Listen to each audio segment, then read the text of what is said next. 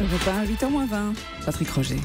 Et Nicolas Caro nous a rejoint pour le Journal de la Culture. Bonjour. Bonjour Patrick, bonjour Sophie. Bonjour. Et pour disséquer un grand classique de la littérature ce matin, vous nous parlez des gens qui savent dire non. Oui, avec Bartleby, le scribe d'Herman Melville, qui est aussi l'auteur de Moby Dick.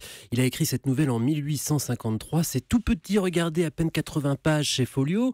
L'histoire est racontée par un homme d'un certain âge. Il dirige une équipe de copistes, ce monsieur, des commis aux écritures, chargés de recopier à la chaîne des documents administratifs juridiques. Il gère tranquillement son affaire, il connaît bien ses employés. Lui-même est un type plutôt sympathique. Mais un jour, il engage un certain Bartleby, un jeune homme sans particularité a priori, assez réservé. Le chef en est d'ailleurs très content parce que Bartleby amasse une somme de travail considérable. C'est une vraie photocopieuse. Il copie. Il ne s'arrête même pas pour déjeuner. Oui, alors si on en parle, c'est qu'il y a quand même quelque chose qui cloche. Et non oui, évidemment. Un jour, son chef lui demande de relire avec lui une copie qui vient d'être terminée. Il l'appelle, il lui explique ce qu'il attend de lui. Mais Bartleby répond simplement « Je ne préférerais pas ». C'est tout. En anglais, I would prefer not to. Je vous le dis en passant parce que les traducteurs se cassent les dents depuis des dizaines d'années sur la traduction exacte. Mais passons. Il répond donc à son patron, je ne préférerais pas, je n'aimerais mieux pas. Le chef est tellement surpris, tellement ébranlé par ce qu'il entend qu'il ne sait même pas quoi dire et l'incident se répète plusieurs fois et le chef est toujours aussi désemparé et Bartleby garde son poste. Pourquoi ? C'est cette formule. Et il ne dit pas vraiment non. Il dit je ne préférerais pas. C'est une phrase qui a quelque chose de magique. L'écrivain Philippe Delerme est un grand admirateur de Bartleby et nous conseille de tenter l'expérience. Il faudrait peut-être essayer.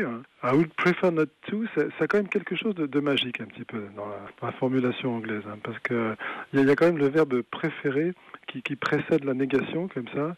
Et voilà, c'est ça que c'est un petit peu toute l'ambiguïté du personnage. Et puis, il y a une espèce en même temps à la fois de mélancolie et de jubilation. Et il dit I prefer not to. Et c'est devenu un petit peu un mythe littéraire, en fait. C'est ce genre de texte qu'on a l'impression de s'arroger de façon très très personnelle, alors qu'on se rend compte après qu'il y a beaucoup de gens qui connaissent.